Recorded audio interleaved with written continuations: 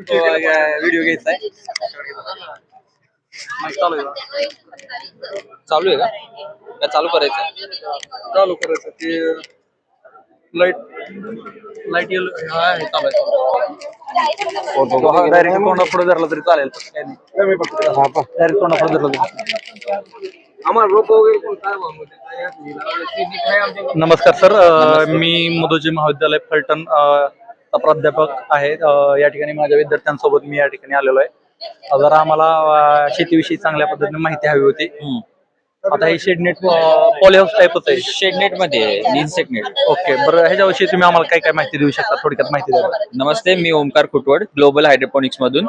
आणि आपल्या इथं आपण इथं शेडनेट मध्ये केलेले, शेडनेट मध्ये आपण हायड्रोपोनिक्सचे सेटअप्स वगैरे देतो. तर तसे पूर्ण सेटअप आहे की हायड्रोपोनिक्स मध्ये आपण वेगवेगळे प्रकारचे सेटअप्स प्रोव्हाइड केलेले आहेत.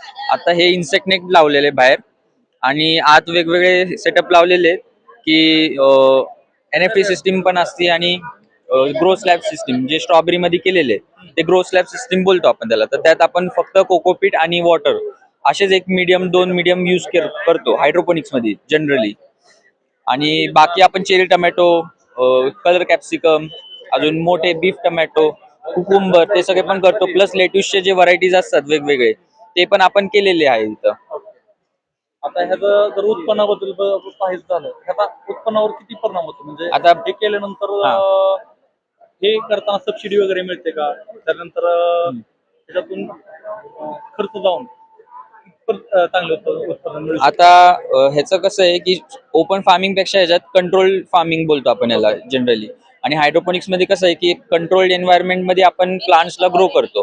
तर जे फेवरेबल क्लायमेट असतं तेच आपण प्लांट्सला देतो. त्यामुळे त्यांची ग्रोथ ओपन पेक्षा जास्त फास्ट असते, प्लस त्यांची यील्ड पण जास्त मिळते त्यांना. तर त्यांचं पॉलिहाऊसवर जे म्हणजे सबसिडी बोललं तर सबसिडी फक्त पॉलिहाऊसवर असते, ते 50 to 60% असते. बाकी अजून आता 10 गुंठ्याचं बोललं तर 10 गुंठ्याचं एक अराउंड जनरली बोललं तर 40 lakhsच्या आसपास येतो.